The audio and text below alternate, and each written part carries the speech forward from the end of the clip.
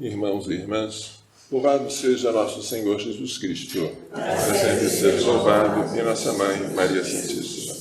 Hoje, domingo de Ramos, domingo da entrada triunfal de Jesus em Jerusalém, a liturgia nos oferece, na primeira leitura, um trecho do profeta Isaías, que fala sobre a dor de Jesus de serem as suas barbas arrancadas e as suas costas golpeadas com varas. Aqui é o profeta que fala, mas quem lê parece que está vendo Jesus sofrendo. Este profeta, falando sobre Jesus, disse: "O Senhor me deu uma língua adestrada para que eu possa dizer palavras de conforto à pessoa abatida." Jesus veio para consolar. "Vinde a mim, vós todos que estáis cansados e oprimidos pelos vossos fardos, e eu os aliviarei. Tomai sobre vós o meu jugo," o jugo dele é a cruz, "e encontrarei repouso para as vossas almas, porque o meu jugo é suave e o meu fardo é leve."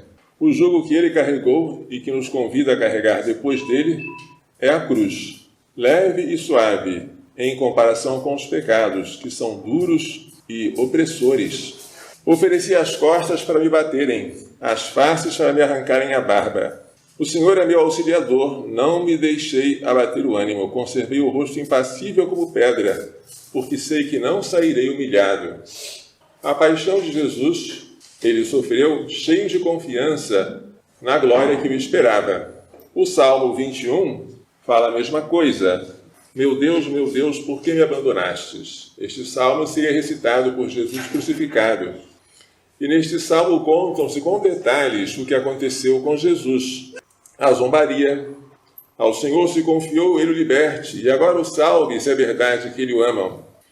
A companhia dos ladrões, por um bando de malvados, fui cercado. A crucifixão com as mãos e os pés transpassaram minhas mãos e meus pés, e posso contar todos os meus ossos. A divisão das roupas e o sorteio da túnica, eles repartem entre si as minhas vestes e sorteiam entre si a minha túnica. Mas o salmo termina com confiança. "Vós, Senhor, não fiqueis longe, vinde logo em meu socorro." E no final já termina com gratidão. "Vós que temeis ao Senhor, dai-lhe louvores. Glorificai-o, descendente de Jacó, respeitai-o toda a raça de Israel." São louvores de Jesus ao Pai depois da sua ressurreição. A segunda leitura, tirada da carta de São Paulo aos Filipenses, fala do esvaziamento de Jesus e da sua glorificação. São Paulo está alegre, preso, dirigindo-se à comunidade de Filipos, aquela que mais lhe trouxe alegria. Os filipenses são uma comunidade que ocupa um lugar especial no coração de Paulo. Paulo recebe boas notícias da cidade de Filipos, mas ele quer que a alegria dele seja completa. "Se quereis que a minha alegria seja completa, tende um só coração, procurai uma única coisa, tende um único espírito, nada façais por vanglória, nada." São Paulo está implorando aos filipenses que sejam um. Mesma coisa que Jesus já havia dito na sua oração sacerdotal ao Pai, que todos sejam um. E para isso ele diz: "Tende em vós os mesmos sentimentos de Jesus Cristo." Aí começa a leitura de hoje. Jesus Cristo, existindo em condição divina, ele não fez do seu ser igual a Deus uma usurpação. Ele não se apegou a isso ociosamente, mas ele esvaziou-se a si mesmo e assumiu a condição de um escravo, tornando-se igual aos homens. De Deus passou a criatura, sem deixar de ser Deus, mas perdendo toda a aparência divina. Encontrado em aspecto humano, o que já era uma grandíssima humilhação, ele humilhou-se, fazendo-se obediente até a morte e morte de cruz. Na cruz ele nem sequer parece homem, muito menos Deus. Ele parece um leproso, parece um verme, nas palavras de Isaías. Todos zombam dele, ele não tem mais figura humana. Mas por causa disso, Deus, entenda-se, o Pai, o exaltou acima de tudo. E lhe deu um nome que está acima de todo nome, o nome de Senhor. É o nome de Jesus glorificado. Para que ao nome de Jesus todo joelho se dobre, no céu, na terra e nos abismos, ou nos infernos. E toda língua proclame: Jesus Cristo é o Senhor, para a glória de Deus Pai. Por ter se humilhado tanto, Jesus foi exaltado tanto pela sua ressurreição e pela sua ascensão aos céus. Agora ele recebe a adoração universal. Jesus Cristo é o Senhor. A paixão de Jesus Cristo, segundo Lucas, que foi a que nós lemos hoje, ressalta Jesus cheio de misericórdia para com os pecadores. Ele diz: Pai, perdoa-lhes, eles não sabem o que fazem. E ele acolhe o ladrão arrependido, dizendo: ainda hoje estarás comigo no paraíso. Lucas também fala da agonia de Jesus no Jardim das Oliveiras, suando sangue. Lucas era médico e soube perceber esse detalhe. Pai, se for possível, afaste de mim este cálice. Mas não se faça a minha vontade, e sim a tua. Apareceu um anjo do céu que o consolava. Este anjo consola Jesus aqui na agonia, como havia servido a Jesus no deserto, quando ele foi tentado por Satanás. O anjo vem consolá-lo, para dar força à sua natureza humana frágil. E Jesus então ora com mais insistência. E ao orar com mais insistência, o seu suor torna-se como coágulos de sangue que caem por terra. Este fenômeno existe, é conhecido da medicina, mas só acontece em casos de muito grave abalo moral, uma verdadeira agonia que Jesus estava passando naquela hora. Não pelo medo da morte, mas por ver a inutilidade do seu sofrimento para tantas pessoas. Tantos iriam esbanjar a graça que ele agora iria obter com a sua paixão. Tantos iriam tratar com desdém o sangue por eles derramado. Por isso ele teve esta fraqueza de pedir ao Pai o impossível. Ele sabia que era impossível. Por isso ele terminou: faça-se a tua vontade e não a minha, a tua vontade divina e não a minha vontade humana. Mas bonito é ver o anjo consolando Jesus. Quando eu era criança, eu ficava muito triste de ler o capítulo 6 do Gênesis. Naquele capítulo se dizia que o Senhor havia percebido que o pensamento do homem era mau desde a sua infância. E o Senhor se arrependeu de ter criado o homem sobre a terra e afligiu-se em seu coração. Quando eu li esta frasezinha, eu, criança, pensava: será que nós não poderíamos fazer alguma coisa para não deixar Deus tão triste assim? Será que não poderíamos consolá-lo para que houvesse entre os homens algum ou alguns que não levassem a dizer: estou arrependido de ter criado o homem sobre a terra?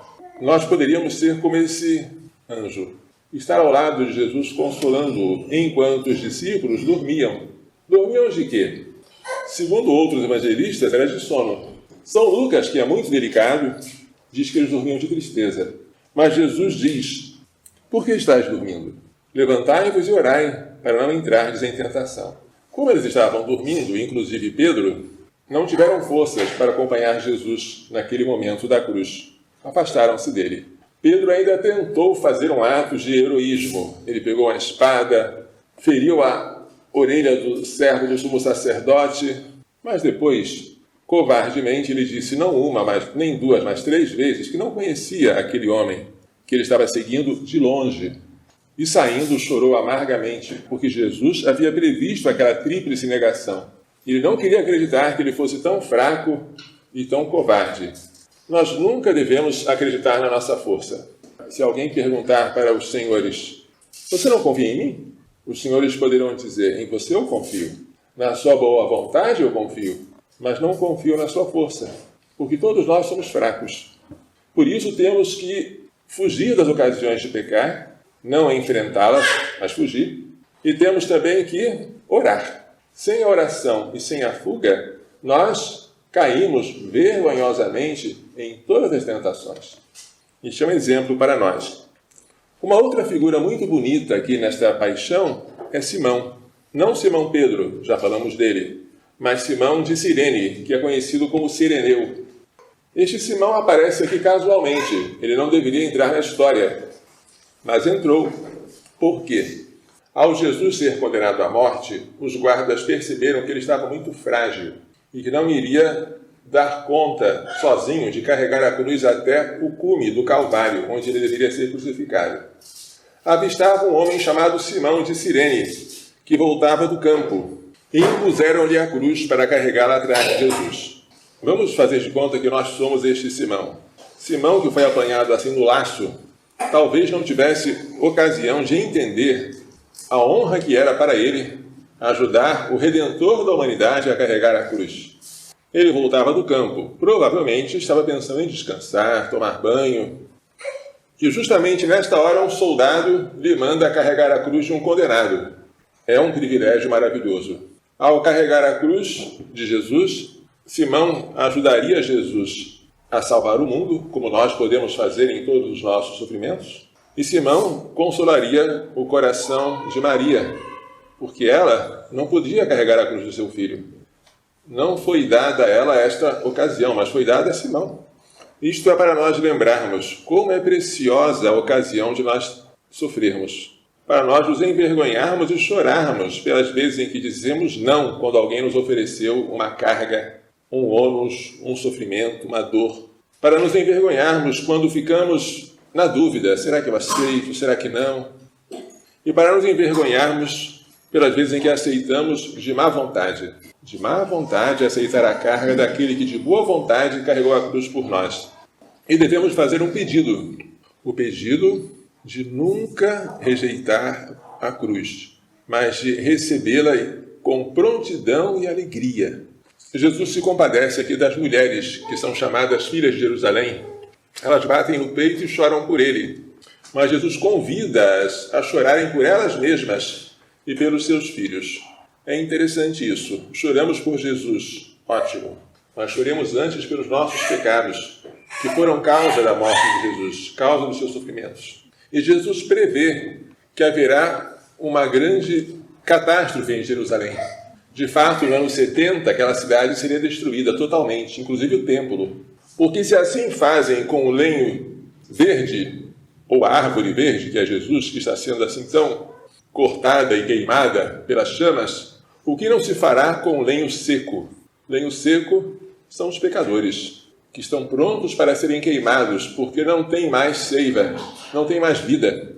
Jesus prevê que algo de muito catastrófico acontecerá com Jerusalém, porque não soube reconhecer a visita dele, Jesus. Ué, mas não soube reconhecer? Não estavam acenando com ramos de oliveira e cantando Hosana ao filho de Zabi?